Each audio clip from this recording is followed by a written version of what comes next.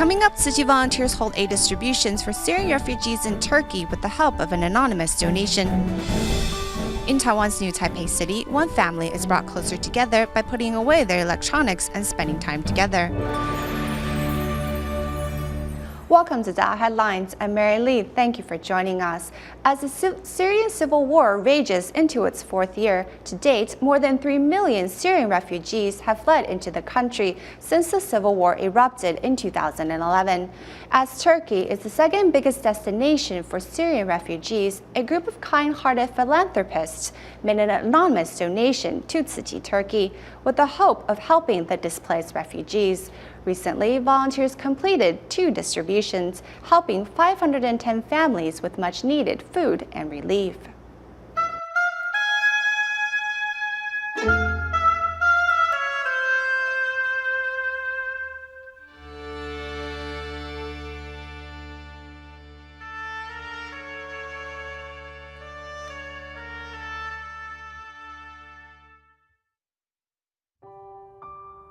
On the outskirts of Istanbul, Syrian refugees seek shelter inside warehouses. Occasionally, they have food, other times they go without it for days on end. Children can be seen scrounging garbage dumpsters looking for their next meal. Lighting up these forgotten corners and understanding the needs of refugees, anonymous donations from Taiwan resulted in 2 donations. With a truck full of supplies, volunteers traveled north to Gazios Mampasa. Volunteers prepared more than 30 kilograms of food for the refugees. A Cash for Work program was also started, in which Syrians were recruited to help with the packing of relief goods. As the distribution is taking place in a basement, volunteers line tables along the stairs to form a conveyor belt, making it easier to bring the relief goods down.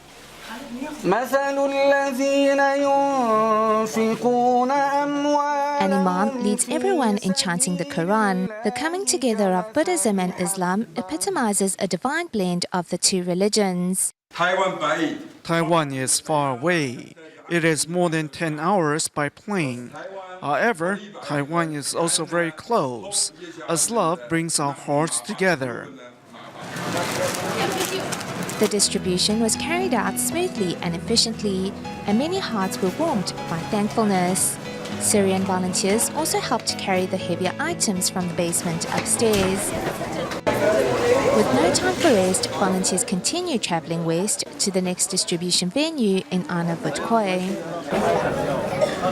The mosque is crowded with people waiting to receive aid. Volunteers guide refugees inside the distribution venue in an orderly manner. And as the temperature drops outside, volunteers keep up babies' tiny toes warm with booties made by Dharma masters of the Jingsi abode.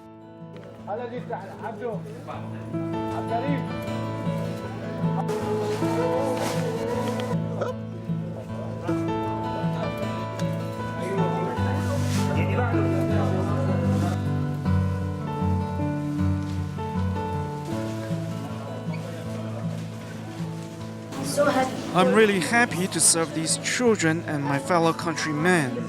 They have come to receive aid and food because they are starving.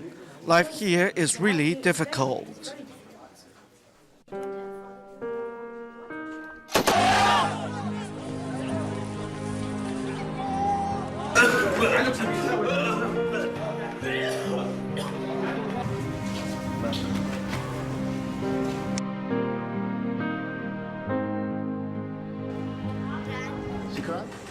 Next, we go to Australia, where care for refugees is also provided. To help needy refugees living in Brisbane, team of members from the local Tzu Chi Liaison Office have been teaming up with the Queen Elizabeth II Jubilee Hospital to host free clinics. The free clinics used to center around dentistry, but physical and foot therapies were added to the recent event. Here's more. So she had to have operations in the hospital. In Brisbane, Australia, Tzu Chi volunteers gather regularly to spread their message of universal love. After some modification, the Brisbane Liaison Office is transformed into a makeshift clinic. The free clinic cares for refugees granted asylum by the country. This time, physical and foot therapies have been added to serve over 100 patients. In our life, 80 to 90% of our health problems are related to our feet, such as diabetes and arthritis, and so on. For those waiting their turn, volunteers demonstrate the meaning of the universal three no's.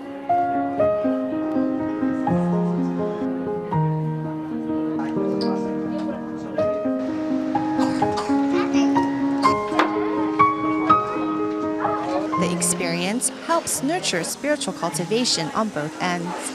You get to meet a lot of people with different backgrounds, with different past experience. So newly arrived migrants, newly arrived refugees, and it's just good to be able to sort of help them. A volunteer experience in optometry aided by 3 students helped needy refugees get their glasses, which were provided free of charge by Queensland University of Technology. With time, Tzuchi's free clinic will become even more comprehensive. The Nialeti Children's Home in Benoni, South Africa, relies entirely on the donations of strangers to get by.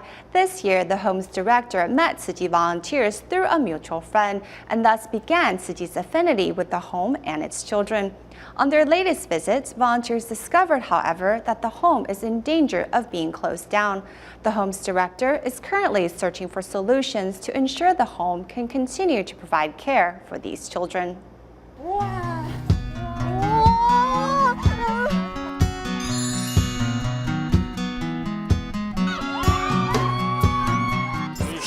I'm telling you, it was like every Friday they will come to me and say Gogosi, because they call me Gogosi, which means grandma of many kids.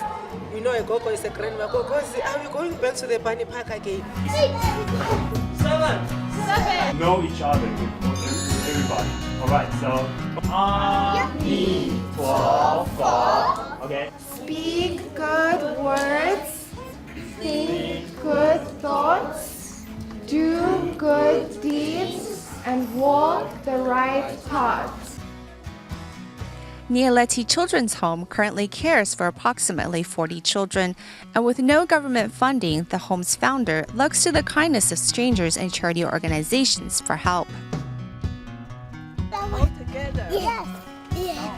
They were quick to come and help us, and I remember that point of time. It was in winter, very cold. Yes. They brought in a lot of blankets, the Sushi Foundation. They brought us soup, they brought us food for the children. It was a very good year. I promise you, the things that they brought, they lasted us for more than 6 months. And thereafter, they've never failed on us. The property which the home sits on was purchased in a court auction, and the new owner may ask them to leave at any time. Thus, both Tzuchi volunteers and the home's founder hope to find a way for Nialeti, which means star in Zulu, to continue lighting up the children's lives. Also providing relief for residents in need, but in Indonesia. In Tanggerang District's Sipak village, Tzuchi volunteers returned to visit the residents once again with vegetarian cooking and a recycling message to share.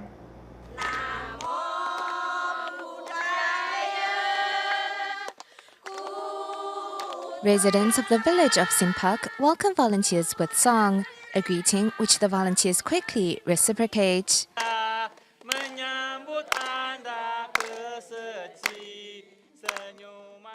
Although there are smiles here today, the 9 townships of Tanggerang district have been facing a 6-month-long drought. Residents worry about the future, but fortunately, Tzuchi has been there to help through these difficult days. Under the stars, volunteers share their vegetarian meal with residents. This is not a food distribution, but a time of sharing. Belum pernah. This is my first time meeting Tzuchi. It has opened my eyes for sure. We really like the Tzuchi volunteers and hope the goodness here today will continue to be passed on. The next day, volunteers get down to promoting recycling. 我希望这个活动呢是源远的走下去。 I hope that events like this will continue and progress. I also hope that those living here will slowly learn from the Master's teachings and change their habits as a result. 这个影响下面，那他会有不一样的一些习气会改变。 I hope things will get better. I have started to go vegetarian, as well as save resources and work on behalf of others. Although I am myself quite poor, I will do what I can.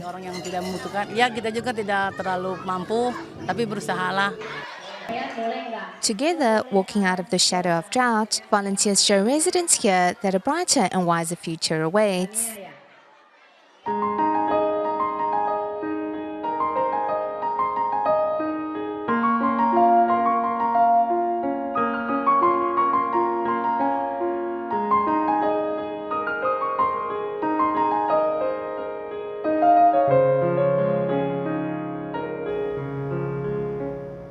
Due to Taiwan's geographic location, the island has both tropical and subtropical climates and is therefore a haven for migratory birds during the winter months.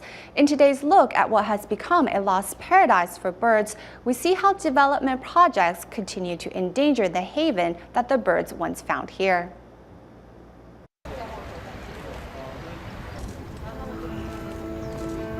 The black-faced spoonbill is an endangered migratory bird, but during the winter months, dozens can be spotted in Taiwan's wetlands.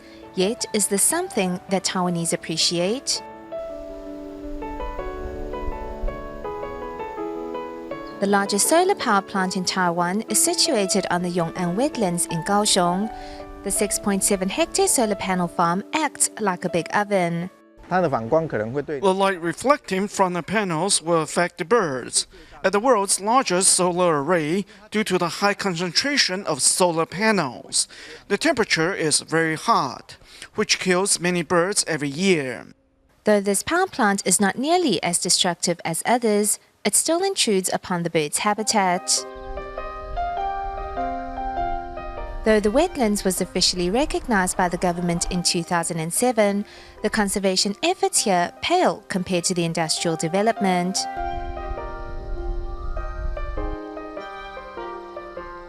Xingde Power Plant is also here, and it is coal-fired. Local residents say their windows and clothes they hang out to dry will all be covered in soot.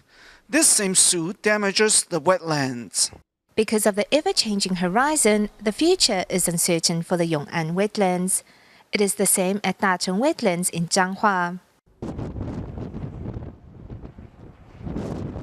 6 years ago, tens of thousands Far Eastern curlews passed here, leaving a lasting impression for all those who witnessed it. The largest mudflats of the country is here, which makes it a vital hunting ground for migratory birds. However, the government once thought about building the 400-hectare Guoguang Petrochemical Industrial Park here.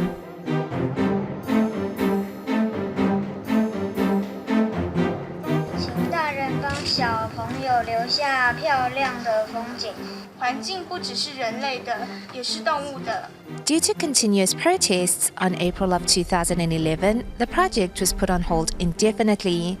But is that really the end of it? Meanwhile, the topics of boosting the economy, habitat conservation, and residents' livelihood continue to raise debate. If it won't cause pollution, then we welcome the development. But if it does, then it's best for it to stay away. Since the project was put on hold, the wetlands has yet to be made into a wildlife sanctuary, which means developers are still waiting to overturn the ruling. You can see out in the back by the beach, people are just dumping discarded construction materials over there. Not far away, humans' meddling hands have also reached into the Fubao wetlands.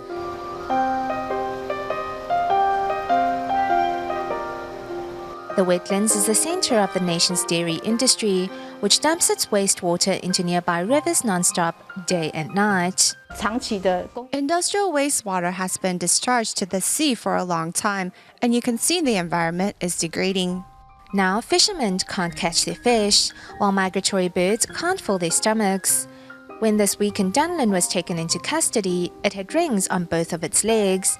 As it turned out, the bird flew here from Alaska, some 7,000 kilometers away. This bird was a part of bird ringing in Alaska.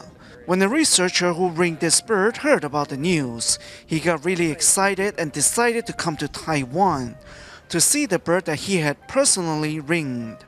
As a vital rest stop to migratory birds, Taiwan's importance is irreplaceable. And thus, it is up to everyone on this island to do their part to shoulder this responsibility granted to us by protecting the island's wetlands.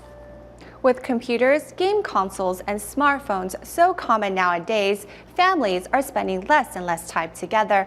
However, one family in New Taipei City's Sansha district has learned to put aside the electronics and come together through songs, games, and even Bible study. A sixth grader in elementary school, Sanjie, helps her mom cook dumplings for dinner.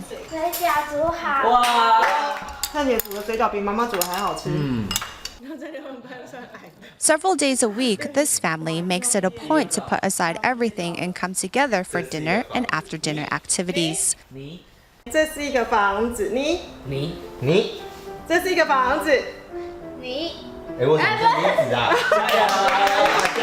In no time, everyone is laughing and the fatigue of the workday forgotten.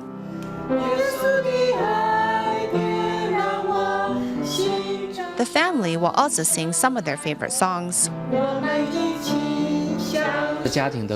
Our family bonds have been strengthened and we understand each other better. The kid better understands us adults and the problems we face, while we better understand the problems the kid faces in school or in growing up. We have a loving relationship with each other. Of course, we use electronics, but what is most important is to have a foundation built on open communication and trust.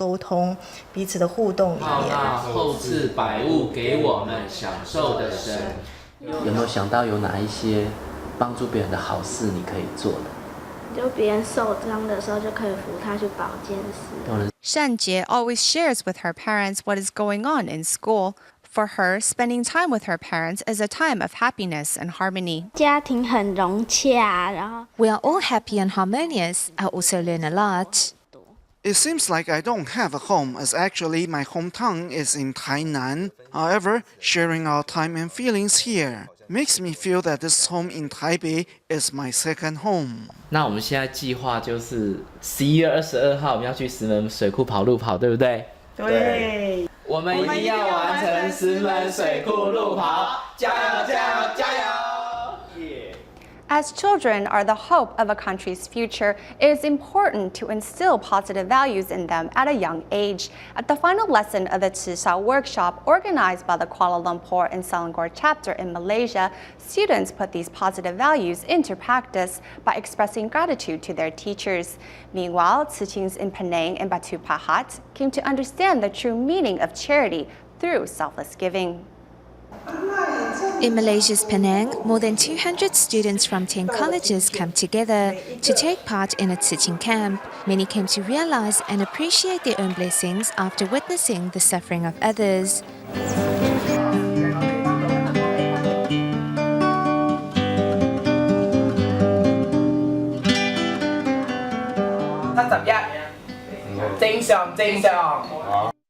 We showed him how to flip over and told him to exercise more. I feel I need to join Tzu Chi volunteers on these home visitations more, as there are many people out there who really need our help. Witnessing suffering and poverty firsthand, Tzichings in Batu Pahat finally understand the true meaning of charity and have now gained a different perspective on life. I initially thought that all Tzu Chi does is charity work to help others. However, after being involved for some time now, I realized there is more to it. Tzu Chi teaches us about filial piety too. Apart from cleaning care recipients' homes, these youngsters also work to keep our planet clean.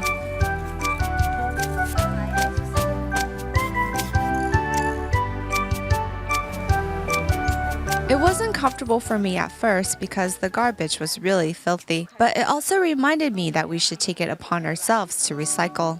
As Tzichings continue to emerge in Penang and Batu Pahat, they will continue to walk their path to spread their vitality and ideals to more youths.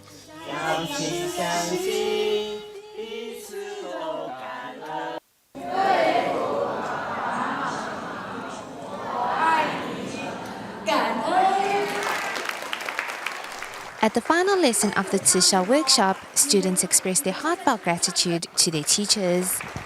The last lesson of the Tshishao workshop is the closing ceremony. In this period, we took a look at what students have achieved throughout the year, and also took some time to reflect how we have changed. As these students are all teenagers, adolescence can be a challenging period for both children and their parents. Hence, a lot of thought goes into the planning of the curricular activities each time, as volunteers hope to inspire goodness in these teens. We hope children can realize their parents' selfless love and vice versa, for parents to understand their children's emotions and behavior during adolescence. We hope to bridge the distance between parent and child. Before joining the Tzu class, Li Shanying was not very understanding of her mother and often threw temper tantrums. Now Shanying has become a thoughtful and filial child in her mother's eyes. There are words she doesn't know how to say, and when she can't express herself verbally, she will do so through writing. She knows I am busy and can't find the time to do recycling, so she tells me to stay at home and rest, and she will go for me instead. I was rebellious before, and my mom would scold me and tell me that what I am doing is wrong. I would talk back to her and say, "Didn't you do the same when you were younger?" Then when I went to visit an orphanage, I realized that I am always criticizing my mother. But these children here don't even have parents, so I should be grateful instead. Having never lifted a finger at home before, Shanying now helps her mom with household chores. Not only have students benefited from the Tzu workshop, parents have also changed for the better. In 2012, after Tzu volunteer Liu Jiyu retired from the role of the Tzu Singapore chapter director, he began touring around the world's Tzu offices to share his life story. Recently, he traveled to New Zealand to inspire more people there to apply Macedonian Dharma in their daily lives. Arriving in New Zealand, Tzu volunteer Liu Jiyu was invited to speak at the Tzu chapter. When you have a right mindset, the words you say will be positive and uplifting. However, negativity and lacking confidence are aspects of human weakness. This is why in this organization, we train and cultivate wisdom to combat that. A great storyteller, Liu Jiyu, will use his stories to discuss the Dharma in a way that is accessible for all those listening. Communication is important. A careless word can hurt people. When I heard him say we need to reflect on our own actions before passing judgment on others, that really struck a chord with me. He mentioned how things can be viewed in a different light in a moment. It's something I should take note of. In the past, Liu was a successful businessman, but in 2001, he retired and began devoting his time and effort to charity missions. In doing so, he found the real meaning of life. Being a volunteer is a good way to gain wisdom. Learning how to be a good person is being compassionate. Learning how to be a good person with moral character, that is gaining wisdom. In the past, we have accrued bad karma that we can't decrease. But that's okay. We can create positivity to counter that. The more good deeds we do, the more we step away from the bad. The over 100 people in the audience not only enjoyed Liu's talk, but walked away with a new outlook on life. Back to Malaysia, to honor teachers from the Kampang Baru Ampang Chinese Elementary School in Kuala Lumpur, a group of dying parents led students in a tea-serving ceremony. This event was highly anticipated by both students and teachers alike. We will leave you with these images. Thank you for watching. Goodbye.